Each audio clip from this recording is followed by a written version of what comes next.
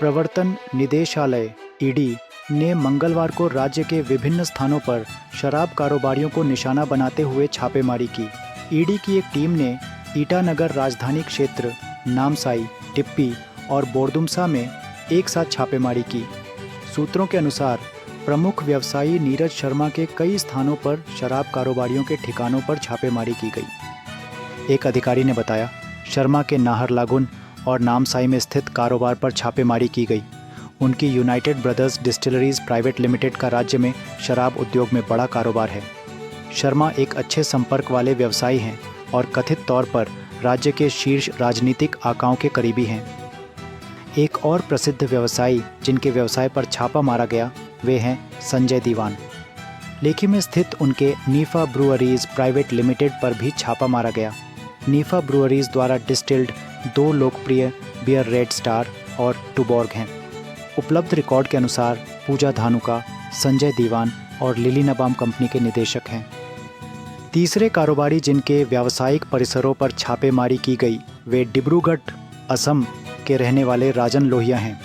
ED की team ने नाहरलागुन में उनके शराब के अड्डे पर छापेमारी की। लोहिया असम और अरुणाचल प्रदेश में कारोबार करने वाले मशहूर कारोबारी हैं। इनमें सबसे प्रमुख है मनोहारी गोल्ड टी, जिसने कुछ साल पहले गुवाहाटी में हुई नीलामी में भारत में किसी भी भारतीय चाय के लिए सबसे अधिक कीमत प्राप्त करके राष्ट्रीय ख्याति अर्जित की थी। राजेश अग्रवाल के बांदरदेवा और नाहरलागुन स्थित व्यावसायिक परिसरों पर भी छापेमारी की गई। उनके पास रॉयल स्टाइल और ब्लू व्हिस्की बनाने वाली शराब की भट्टी है। सुबह 9 बजे से कई स्थानों पर छापेमारी शुरू हुई और कुछ स्थानों पर ईडी अधिकारियों ने शाम तक छापेमारी की। ईडी की टीम कथित तौर पर केंद्रीय अर्धसैनिक बलों के साथ गुवाहाटी से पहुंची थी। कथित तौर पर यह छापेमारी उपरोक्त व्यवसायियों द्वारा कर चोरी के आरोपों को लेकर की गई। इस दैनिक ने ईडी अधिकारियों से टिप्पणी के लिए संपर्क किया, लेकिन उन्होंने कोई आधिकारिक बयान देने से इनकार कर दिया। राज्य सरकार को भी छापेमारी के बारे में कोई जानकारी नहीं थी। कर एवं उत्पाद शुल्क विभाग के एक वरिष्ठ अधिकारी ने कहा, हमें ईडी द्वारा की गई छापेमारी के बारे में सूचित नहीं किया गया था और हमें स्थानीय मीडिया रिपोर्टों के माध्यम से ही इसके बारे में पता चला। भारत का प्रतिनिधित्व करते हुए अरुणाचल प्रदेश के तेची सोनू ने मंगलवार को संयुक्त अरब अमीरात के शारजाह में अंतर्राष्ट्रीय पैरा एथलेटिक्स चैंपियनशिप 2025 में पुरुषों की शॉटपुट स्पर्धा के F44 वर्ग में कांस्य पदक जीता। राजीव गांधी विश्वविद्यालय RGU का 42वां स्थापना दिवस यहाँ विश्वविद्यालय परिसर में बड़े उत्साह के साथ मनाया गया। यह दिवस 4 फरवरी 1984 को तत्कालीन प्रधानमंत्री द्वारा विश्वविद्यालय की आधारशिला रखे जाने की याद में मनाया गया।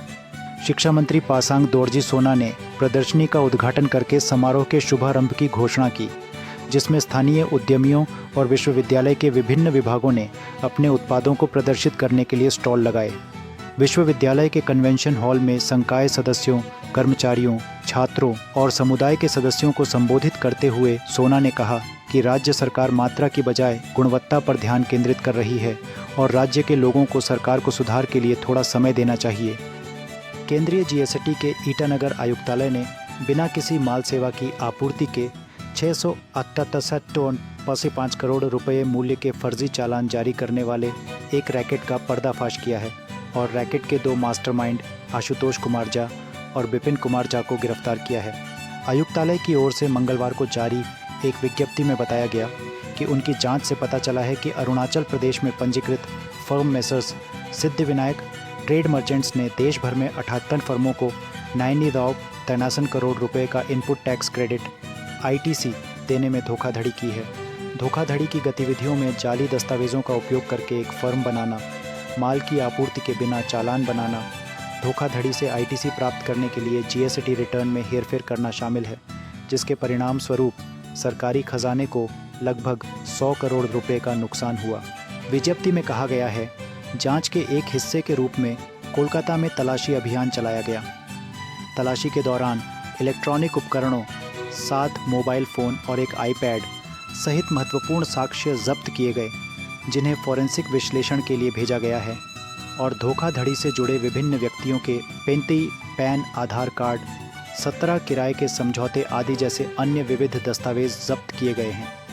तलाशी के दौरान यह पाया गया कि आरोपियों के पास फर्जी व्यक्तियों के कई केवाईसी दस्तावेज थे, जो धोखाधड़ी की गतिविधियों के पैमाने को और अधिक इंगित करते हैं। तलाशी में यह भी पता चला कि आरोपी इस स्थान से सक्रिय रूप से फर्जी जीएसटी रिटर्न का प्रबंधन और दाखिल कर रहे थे। आरोपियों को आईटीसी के पारित होने की सुविधा के लिए जाली दस्तावेजों और फर्जी पहचान का उपयोग करते हुए देश भर में धोखाधड़ी वाले लेन देन का एक जटिल नेटवर्क तैयार करते हुए पाया गया। केंद्रीय जीएसटी विभाग ने फर्म बनाने के लिए केवाईसी दस्तावेजों की जालसाजी के संबंध में ईटानगर पुलिस में प्राथमिकी दर्ज की थी। एफआईआर के आधार पर 2 व्यक्तियों आशुतोष कुमार झा और विपिन कुमार झा को बिहार के दरभंगा से ईटानगर पुलिस ने गिरफ्तार कर लिया। रविवार को लोंगडिंग जिले के इस गांव में ऐतिहासिक 1875 एंग्लो वांचो युद्ध की 125वीं वर्षगांठ मनाई गई। इस अवसर पर घंटांग नामक एक भव्य कार्यक्रम आयोजित किया गया। इस कार्यक्रम में उन गुमनाम नायकों को सम्मानित किया गया जिन्होंने ब्रिटिश सेना का बहादुरी से विरोध किया था। इस कार्यक्रम में शामिल हुए कृषि और संबद्ध मंत्री गैब्रियल डी वांगसू ने इसे राज्य के लिए ऐतिहासिक दिन बताया। उन्होंने उन योद्धाओं को श्रद्धांजलि देने के अवसर के लिए आभार व्यक्त किया जिन्होंने अपनी भूमि और लोगों की रक्षा के लिए अपने प्राणों की आहुति दी। वांगसू ने अपने शोध से एक उल्लेखनीय खोज साझा की जिसमें उन्होंने याद किया कि कैसे उन्हें पहली बार युद्ध के दौरान कैद किए गए वांचो योद्धाओं की एक दुर्लभ तस्वीर मिली थी। इस खोज ने बाद में इतिहास के एक महत्वपूर्ण हिस्से को उजागर करने में मदद की जिससे समुदाय के संघर्ष और लचीलेपन को पहचान मिली। महिला एवं बाल विकास मंत्री दासंगलू पुल ने रविवार को अंजौ जिले में चल रही विभिन्न विकास परियोजनाओं का निरीक्षण किया जिसका उद्देश्य वाइब्रेंट विलेज प्रोग्राम वीवीपी और नॉर्थ ईस्टर्न काउंसिल एनआईसी पहल के तहत क्षेत्र में बुनियादी ढांचे और कनेक्टिविटी को बढ़ाना है। यात्रा के दौरान पुल ने बीआरओ सड़क को कंडुन गांव से जोड़ने वाली एक नई सड़क के निर्माण की समीक्षा की जो वीवीपी के तहत एक महत्वपूर्ण परियोजना है जिसका उद्देश्य दूरदराज के सीमावर्ती क्षेत्रों में पहुंच में सुधार करना है। उन्होंने बाराकंडुन में एक हाई मास्ट फ्लैग पोस्ट की स्थापना का भी निरीक्षण किया जिसके बारे में उन्होंने कहा कि यह सीमावर्ती क्षेत्र में राष्ट्रवाद और विकास की भावना का प्रतीक है। कोयला मंत्रालय के कोयला नियंत्रक संगठन और कोलपल्ज प्राइवेट लिमिटेड गुवाहाटी के प्रबंध निदेशक नवीन कुमार सिंघल के बीच दिल्ली में नामचिक नामपुक कोयला खदान के लिए एक एस्क्रो समझौते पर हस्ताक्षर किए गए जो पूर्वोत्तर क्षेत्र में निजी क्षेत्र में सबसे बड़ी कोयला खदान खोलने की दिशा में पहला कदम है। कोलपल्ज प्राइवेट लिमिटेड 2 उद्योगपतियों नवीन सिंघल और रतन शर्मा के बीच एक संयुक्त उद्यम है। कंपनी ने कहा कि यह एक ऐतिहासिक मील का पत्थर है जो अरुणाचल प्रदेश और पड़ोसी राज्यों की प्रगति को बढ़ावा देगा और शक्ति प्रदान करेगा।